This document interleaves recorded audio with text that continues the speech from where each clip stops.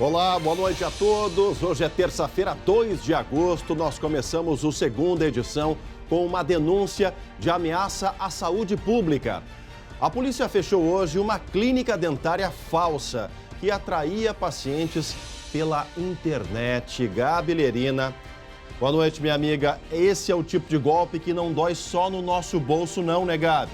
Que perigo, né, Chemali? Boa noite para ti e a todos que estão nos acompanhando. Olha, Chemali, e muitas propagandas sobre os procedimentos estavam nas redes sociais. Eram propagandas que chamavam tanto atenção que despertou, inclusive, a curiosidade de próprios dentistas, pessoas com formação, profissionais da área que ficaram desconfiados, Chemali, principalmente por causa do valor, né? Valor acessível, tipo de procedimento. Olha, foram 4 meses de investigação da polícia e hoje a chamada clínica, mas que não era clínica coisíssima nenhuma, Chemali, foi fechada pelos policiais. Olha só na reportagem.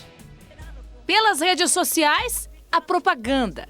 Aparelhos ortodônticos coloridos e que brilham até no escuro.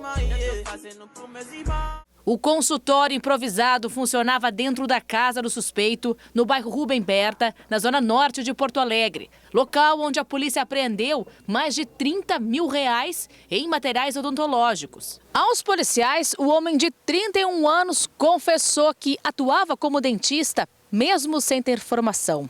Ele não foi preso, mas vai assinar um termo circunstanciado por exercício ilegal da profissão. Essa é a segunda vez em 4 anos que o homem foi encontrado trabalhando com odontologia sem autorização. É daqueles crimes em que o legislador, infelizmente, optou por considerá-los como de menor potencial ofensivo. Ou seja, não vai ser preso. Cabe, nesses casos em que a pena até 2 anos, ele vai ser substituído por uma pena alternativa. A polícia quer saber agora se o falso dentista atendia sozinho, quantos pacientes passaram pelo consultório e como produtos odontológicos e ortodônticos foram adquiridos pela suposta clínica, que praticava preços abaixo do mercado e oferecia procedimentos diferenciados, como a colocação de joias nos dentes. As pessoas talvez soubessem que ele não era habilitado, mas pela dificuldade financeira de querer colocar um aparelho de tal cor ou fazer um procedimento estético que requer um valor e um profissional talvez mais habilitado, mais caro, se submetiam ao risco de fazê-lo com alguém que não era devidamente preparado. Segunda vez descoberto pela polícia, assinou um termo circunstanciado e está solto. Como é fácil ser pilantra nesse país, é impressionante. Olha, já hoje a gente vai falar de um outro golpe. Esse doeu no bolso de verdade. E ainda hoje, aqui no segunda edição, você vai ver também. Imagens fortes. Câmeras de segurança flagram execução em plena luz do dia. 2 pessoas foram mortas hoje cedo no bairro Rubem Berta, aqui na capital. Já os detalhes. Assassinato a sangue frio também em Viamão. Polícia investiga a facção que executou o suspeito de furtos na Vila Augusta. E os depoimentos das vítimas do site de compras Tá de Zoeira. Consumidores eram atraídos pela promessa do humorista Nego Di por produtos baratos. Saiba como evitar esse tipo de golpe. Tá aí, olha, agora o nosso assunto é o caso Kiss. Nesta quarta-feira, o Tribunal de Justiça vai julgar o recurso de apelação das defesas dos 4 réus no caso do incêndio da boate. A gente volta para a redação para conversar com a Gabi, porque o que pode acontecer amanhã? Explica para a gente, o júri pode ser anulado, começar tudo de novo. Conta pra gente, minha amiga. Isso, Chemali, uma quarta-feira de muita expectativa e de muitas possibilidades, viu, Chemali? Pode permanecer tudo como está, pode ter anulação do júri ou redução da pena dos acusados. Já vou trazer mais detalhes dessas possibilidades, essa prospecção para essa quarta-feira. Mas antes, voltamos no tempo, mostrando essas imagens aí do julgamento que ocorreu em dezembro. Os 4 réus foram julgados aqui em Porto Alegre. Foi o maior julgamento da história do estado. Foram 10 dias de júri. Os sócios da boate, Alessandro Calegari Spor e Mauro Londeiro Hoffman, e os integrantes da banda, o Marcelo de Jesus dos Santos e o Luciano Bonilha Leão, foram condenados a penas que variam de 18 a 22 anos e 6 meses de prisão. Os 4 estão presos. Chamali, há 3 caminhos que podem ser seguidos pelos desembargadores amanhã. Primeiro, um deles, defesas alegam que a decisão dos jurados foi contrária às provas do processo. Se isso for acatado, isso significa anulação do júri. Defesas alegam irregularidades nos dias do júri. Se confirmado, isso anula o júri. E a terceira opção, defesas alegam que penas dos réus foram excessivas. Se os desembargadores concordarem, isso não anula o júri, mas reformula as condenações. E uma outra informação, Chemari, de muita importância, é que o tribunal pode rever amanhã a decisão de manter os réus presos, já que ainda caberão recursos em outras instâncias, ou seja, a possibilidade dos réus responderem em liberdade já a partir de amanhã, da quarta-feira, se assim os desembargadores entenderem. A gente conversou hoje à tarde com um advogado especialista em processo penal, o Dr. Auri Lopes Júnior, que nos explicou sobre o julgamento do recurso. O questionamento das defesas se refere ao chamado dolo eventual. Vamos ouvir. O dolo direto é quando a pessoa quer um resultado e ela atua conscientemente buscando aquele resultado. Esse é um dolo direto.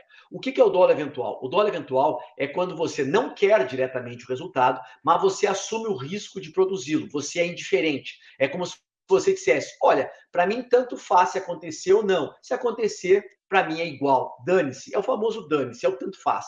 Esse é o dolo eventual. O caso da Boate Kiss é uma tragédia. Ponto. Isso é uma tragédia gigantesca. Não se discute isso. É gravíssimo o resultado, as consequências. Mas isso não conduz automaticamente a você dizer que a pessoa assumiu o risco, porque o resultado é grave. Então, Chemali, essa sim é a grande discussão, como trouxe o doutor, porque se não existe o chamado dolo eventual, o crime é culposo e, portanto, as penas seriam menores. Estaremos ligadíssimos, Chemali, com as nossas equipes, acompanhando como vai ser esse julgamento amanhã dos desembargadores, essa análise. Exatamente, Gabi, a partir de amanhã, né, no Primeiro Impacto, no SBT Rio Grande, nas nossas redes sociais, no SBT News, ampla cobertura desse dia, mais um dia decisivo no caso Kiss, né, mais um capítulo dessa história que, olha, está marcada para sempre na história do Rio Grande do Sul, na história do Brasil. A gente segue por aqui falando do caso Rafael, lá de Planalto. O IGP concluiu a perícia em um áudio com a voz de Rafael Vinks. A gravação foi apresentada pelos advogados da mãe acusada de matar o próprio filho no dia do julgamento dela, em maio deste ano. Alegando a necessidade de analisar o áudio, a defesa de Alexandra Dolgokenski abandonou o júri e precisou ser adiado. De acordo com os advogados da mãe, o áudio seria uma prova de que o menino estaria supostamente vivo no momento do crime. No entanto, o IGP afirma que foi um áudio apenas encaminhado para o celular do pai da criança naquela data e não gravado pelo menino. Em nota, o Ministério Público disse que o resultado reforça o absurdo que foi o adiamento do julgamento que poderia ter sido realizado. O novo júri ainda não tem prazo para acontecer. Agora, atenção para você que foi lesado. É mais um golpe que a gente traz aqui. A gente volta a falar do caso dos consumidores lesados pela loja virtual Tá de Zoeira. Convencidos pela propaganda feita pelo humorista Nego Di nas redes sociais, os clientes compraram produtos que nunca receberam. 8 ações já foram ajuizadas e outras 30 pessoas devem entrar na justiça contra o humorista. Veja agora na reportagem do Guilherme Roquete. ar-condicionado a partir de R$ 599,90, isso mesmo. O valor abaixo do mercado era tentador e o Paulo decidiu aproveitar. Ele comprou um aparelho de ar-condicionado. 25 dias depois, começou a estranhar a demora. A gente tinha uma economiazinha ali, economias que a gente acabou pegando para comprar o ar que não chegou. Assim foi com outras 37 pessoas que procuraram este advogado. 8 ações já foram ajuizadas e outras 30 devem entrar na justiça nos próximos dias. São fãs, enfim, seguidores, e realmente confiaram na palavra dele, né, que garantiu que os ares seriam entregues, que a empresa seria dele. Enfim, foram enganados, né? Eu comprei mais para revender, entendeu? Eu comprei 4 televisões de 65 polegadas e 3 ar-condicionados. O total disso tudo deu 11.157. A compra foi feita na loja virtual Tá de Zoeira. Em um vídeo postado em uma rede social, o humorista Dilson Alves da Silva, o Nego Di, chegou a afirmar que o estabelecimento era dele. Eu não estou divulgando loja de terceiros, essa loja é minha. Mas quando as compras não chegaram e os clientes foram apitar na rua, Di voltou atrás e disse que a empresa não era dele, mas ainda assim faria o reembolso. Se não acontecer pela empresa e se demorar por causa da atrapalhada da empresa, eu vou fazer o estorno do meu bolso. O caso é investigado como estelionato, mas outro crime pode estar vinculado. A maioria dos objetos supostamente vendidos sequer havia emissão de nota fiscal. É a prática, sim, de delito tributário. A Justiça chegou a conceder uma liminar para garantir o ressarcimento de uma cliente. Isso aconteceu depois que Di afirmou ter vendido o carro, um BMW conversível, para devolver o dinheiro dos clientes. Olha, a defesa de Nego Di enviou hoje uma nota reiterando que o humorista está colaborando com a investigação e reafirmando que ele também foi vítima da empresa. Segundo os advogados, ele não é o proprietário da loja e foi contratado pela Tá de Zoeira para fazer a divulgação dos produtos. Os advogados informam ainda que entraram na justiça e retiraram o site do ar.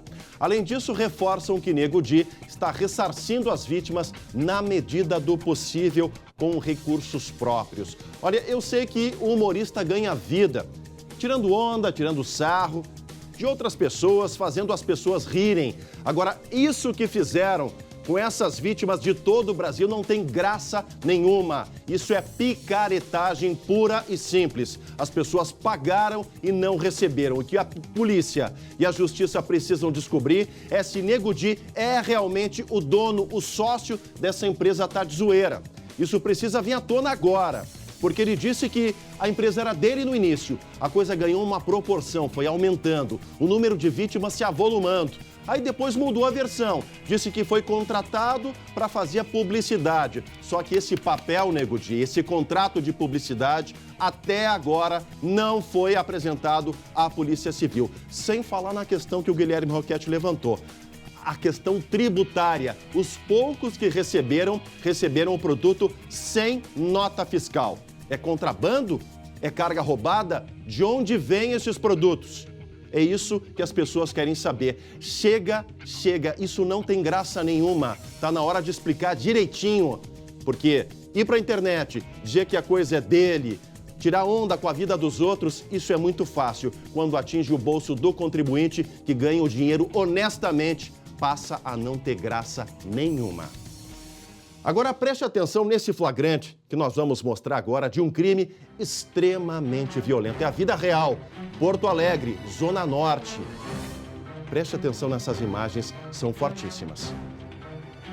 Imagens de câmeras de segurança mostram o momento em que 3 homens armados descem de um carro e atiram em direção a um grupo de pessoas que estava na calçada. O tiroteio foi na manhã desta terça-feira na Vila Timbaúva, bairro Rubem Berta, em Porto Alegre. 2 homens foram mortos. De acordo com a polícia, o local é conhecido por ser uma área de venda de drogas. 11 horas da manhã, gente. 11 horas da manhã. Porto Alegre, Zona Norte. Não é filme de faroeste, não é bang bang. Isso é vida real. A identidade dessas pessoas que foram mortas não foram informadas pela polícia. Além dos mortos, uma mulher foi ferida de raspão nesse tiroteio, mas felizmente não corre risco de morte. A Polícia Civil investiga o caso e diz que trabalha com várias hipóteses para o crime e não descarta que possa ter ligação com o tráfico de entorpecentes. Alguém aí duvida que isso seja uma execução de tráfico? Duvida que essa ordem tenha partido de dentro das cadeias gaúchas, que são escritórios do crime? Não tem inocente nisso, né? Não dá para subestimar a inteligência do cidadão gaúcho. É óbvio que isso aí tem relação com o tráfico de drogas e é óbvio que foi ordenado de dentro das cadeias, porque, infelizmente, a segurança pública não é capaz de controlar o que acontece lá dentro. A gente segue por aqui porque outra cena chocante é também de ação de criminosos. Gravaram o quê? Tortura e assassinato de um homem em Viamão, aqui do ladinho de Porto Alegre. É o destaque que abre agora o Giro de Notícias. Segundo as investigações, a vítima tinha envolvimento com pequenos furtos na Vila Augusta e foi sequestrada pela facção responsável pelo tráfico no local. O homem acabou sendo espancado e executado. Hoje, a polícia fez uma operação para prender os envolvidos na morte. 5 suspeitos foram capturados. Um assaltante foi morto por volta do meio-dia depois de entrar em um carro no bairro Chácara das Pedras, em Porto Alegre. Uma viatura cercou o veículo. Os PMs atiraram quando perceberam que o motorista corria risco, depois de tentar desarmar o bandido. O criminoso estava sendo procurado porque antes tinha tentado assaltar um restaurante e depois um casal em um supermercado. O estado do Rio Grande do Sul foi condenado a indenizar um jovem agredido em Pelotas durante uma abordagem policial. Em dezembro de 2019, ele e um amigo levaram socos e pontapés de PMs. Os dois foram revistados e liberados em seguida. O estado pode recorrer da decisão judicial. Vamos dar uma aliviada, vamos virar a página aqui no Segunda Edição, Hora de Esporte por aqui. Daqui a pouco tem um jogaço na tela do SBT. Corinthians e Flamengo começam a definir uma vaga para as semifinais da Libertadores. E quem traz todas as informações direto do palco do jogo é o meu amigo André Galvão. Aqui na Neoquímica Arena, hoje tem Corinthians e Flamengo ao vivo no SBT para todo o Brasil a partir das 9h15 da noite. Olha só, no Corinthians, novidade, jogadores que foram contratados, no zagueiro Balbuena, que já foi ídolo do Timão, campeão brasileiro em 2017, retornou para o Parque São Jorge, e Yuri Alberto, atacante que fez um bom campeonato brasileiro ano passado pelo Internacional de Porto Alegre, estava no futebol russo, e o argentino Fausto Vera, que foi contratado pelo Corinthians numa operação que custou cerca de 30 milhões de reais. Os três estão à disposição do técnico Vitor Pereira. Do lado rubro-negro, o Flamengo vem também com força máxima. O técnico Dorival Júnior tem praticamente todos os jogadores à disposição, incluindo aqueles que foram contratados recentemente, como Everton Cebolinha, jogador de seleção brasileira que estava no futebol português, e Arturo Vidal, jogador de Copa do Mundo pela seleção chilena. Mas os dois ainda não têm seus lugares no time titular do Flamengo garantidos. Que duelo que a gente mostra para você. De São Paulo, André Galvão para o SBT.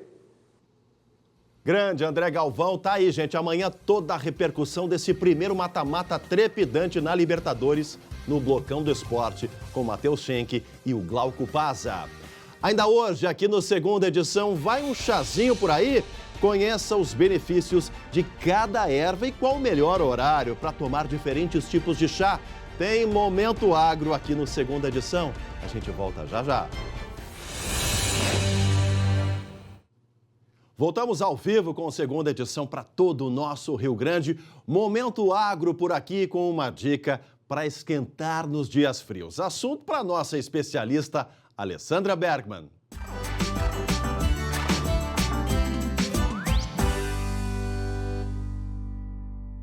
Uns odeiam, outros amam. Alguns acham que é coisa de vó ou para quem está doente. Mas um chazinho sempre cai bem. E tem técnica para potencializar o valor das ervas. No Centro de Estudos Ambientais de Sapiranga, elas foram plantadas em formato de uma mandala, que representa a disposição natural do universo. E vocês já ouviram falar em relógio de ervas medicinais? É a indicação do melhor horário para consumir diferentes tipos de chá. Por exemplo, o alecrim, ótimo para circulação, insônia e um antidepressivo natural, tem as propriedades potencializadas entre 11 da manhã e 1 da tarde. A cavalinha, ideal para os problemas de rins, deve ser tomada à tarde. Mil em ramas, esse verdinho aí, é ótimo para tensão pré-menstrual. E mais uma dica, o boldo não deve ser ingerido junto com o chimarrão. Dependendo da espécie, jamais pode ser tomado quente porque tem propriedades tóxicas. O ideal é tomar o chá de boldo frio, de preferência macerado, ou seja, amassado na própria xícara e regado com água fria. É contigo, Chemali.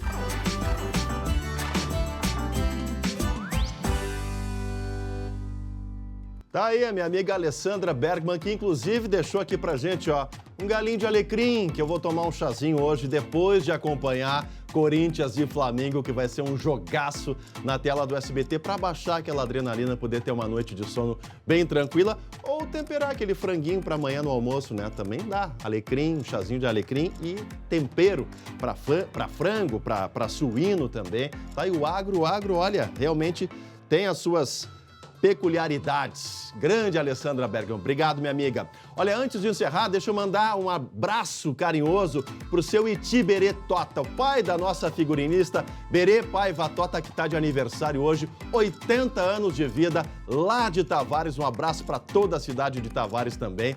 E a todos que nos acompanharam, obrigado. SBT Brasil na sequência, a gente volta amanhã. Tchau, tchau.